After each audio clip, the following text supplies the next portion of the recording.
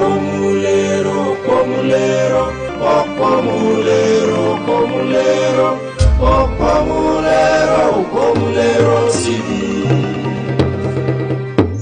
Adabo, asadi, mama yo, adabo, asenyade njale, mama yo, adabo.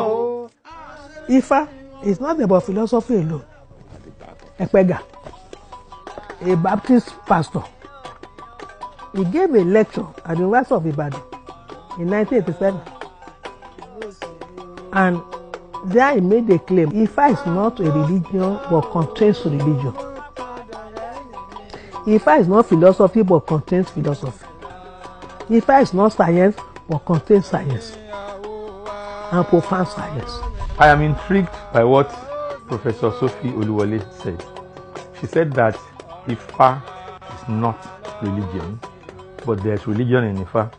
Ifa is not philosophy, but there's philosophy. And she went on and on poetry, literature, and all that. If there is mathematics in Ifa, there's literature in Ifa, there's philosophy in Ifa, it bears resemblance to the fact that knowledge is whole. Knowledge is just whole. Òyìnbó ló dá wa lọ́kàn rú. Torí pé fún òyìnbó bí gẹ́gẹ́ bí Ọlọ́run làwọn rí Saturn. Torí ẹ̀ náà ṣe pé ọjọ́ kan ní Saturday. Wọ́n gbà pé Ọlọ́run ni oòrùn. Torí ẹ̀ náà ṣe pé ọjọ́ kan ní Sunday, day of the sun. Wọ́n gbà wípé Ọlọ́run ni òṣùpá. Torí ẹ̀ náà ṣe pé ọjọ́ kan ní Monday. Ìgbà tí wọ́n wá dé àárín wa tí wọ́n rí wípé à ń sọ̀rọ̀ Ọ̀rúnmìlà, a pè lórìṣà. Wọ́n ní àwọn láti jẹ́ pé Ọlọ́run ni àwọn òrìṣà yẹn. Báwo la ṣe lè pe ẹni tí a mọ ìyá ẹ̀, a mọ bàbá ẹ̀, a mọ ìlú ẹ̀, báwo la lè ṣe pè yẹn ní Ọlọ́run? Now all these other so-called gods are supposed to be his disciples. So Ogun is supposed to be the patron of smiths. Is it a mere coincidence that Ogun is worshipped with a lubricant?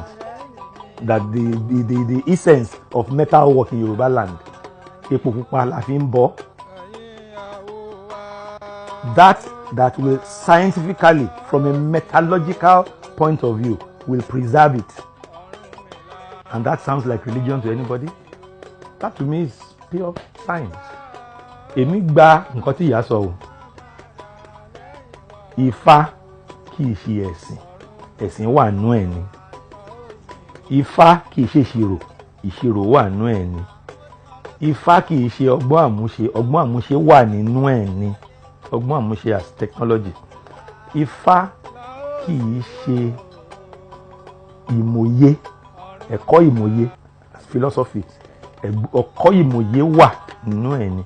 Ifá kì í ṣe ewì, ewì wà nínú ẹ̀ ni. The problem of Western intellectualism is that having broken knowledge down into these themes, into these dimensions, into these subsections, and having mastered some of these subsections, there is a need to reintegrate knowledge back into the whole.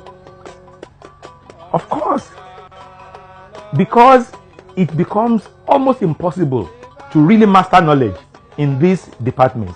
That is why after studying physics for many years and studied chemistry for many years, we had to develop the discipline of physical chemistry.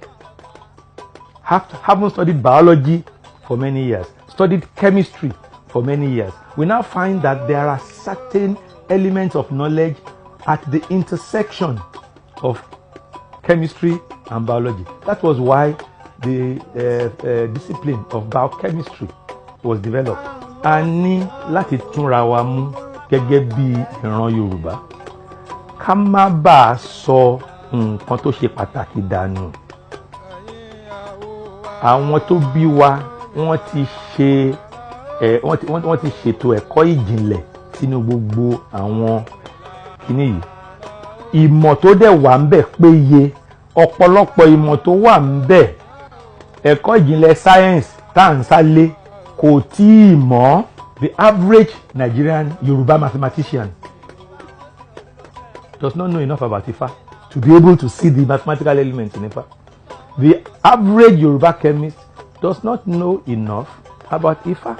There is, as it were, a structural distraction that ensures that once you go to study any of the sciences from a Western standpoint, you will become as far as possible from the traditional knowledge. And that is why we think these things are religions. Àwa Yorùbá, a ti ń gún abẹ́rẹ́, a ti ń sín gbẹ́rẹ́ àjẹsára kóyìnbó tó mọ̀ nípa àjẹsára. Ṣọ̀pọ̀nná movement was engaging inoculation when Europeans were still bloodletting. Bloodletting is leaking blood out like you leak engine oil from your car so that it can work well. They cut you and leak bad blood out because you are sick there, and they hope that will make you feel well. The Yoruba's word for smallpox is ṣọ̀pọ̀nná, and somebody thinks that is a religion. And I have seen a lot of the mathematics in Ifa because I was privileged to have studied Ifa as a 15-year-old in Methodist High School, Ibadan. So, the little I know of the mathematics in Ifa, I can say that. So we invite others that know the other elements in Ifa to tell us. Then we will not continue to treat Ifa as religion and then run away from it because we have adopted other religions. So we need to rethink. Ó yẹ ká sọnù, ká má bàa sọ àpò ìyàkọ́rùn. Pomulero, pomulero, oh pomulero, pomulero, oh pomulero.